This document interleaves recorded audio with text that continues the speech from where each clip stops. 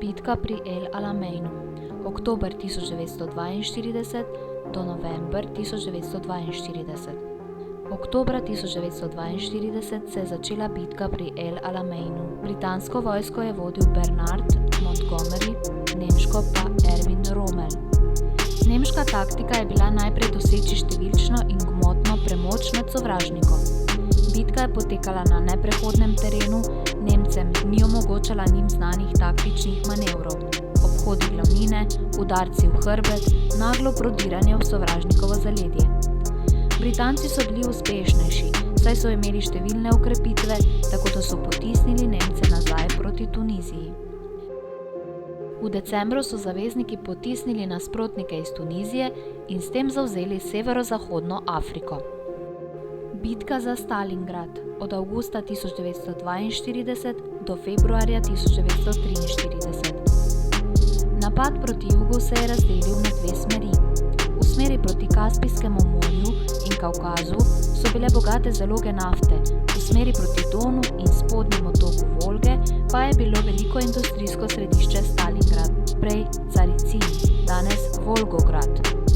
Rdeča armada ni uspela zaustaviti napada in Nemci so prodrli v mesto. Začeli so se spopadi za vsako hišo. Nemško vojsko je to zelo izčrpavalo in napredovanje se je ustavilo, prav tako napad proti Kavkazu.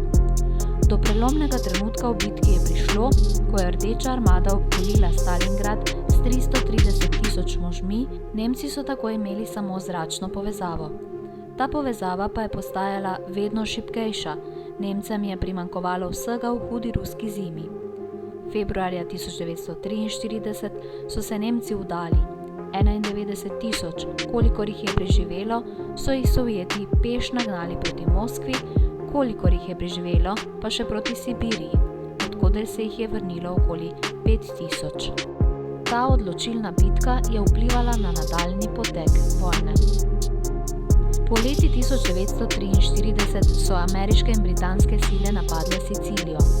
Otok so najprej bombardirali, nato pa je sledilo izkrcanje. Obramba se je hitro vdala in celoten otok je prišel v roke zaveznikom. Sočasno se je na vzhodnem bojišču odvijala prava drama. Nemci so še vedno imeli v načrtu zasesti Moskvo, tako so pri Kursku na vzhodni fronti nakopičili vojake in predvsem oklepno orožje ter skušali prebiti fronto.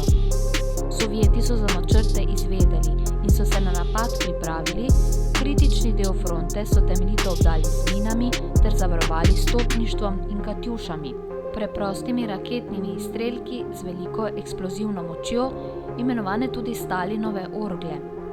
Sovjetska ofenziva je bila uspešna.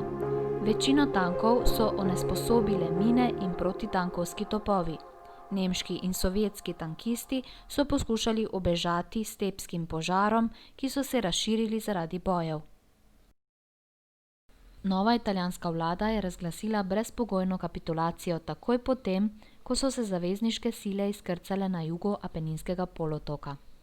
Nemci so okupirali severni del Italije in vzpostavili tako imenovano Gustavovo linijo, ki so jo zavezniki prebijali naslednjih 8 mesecev.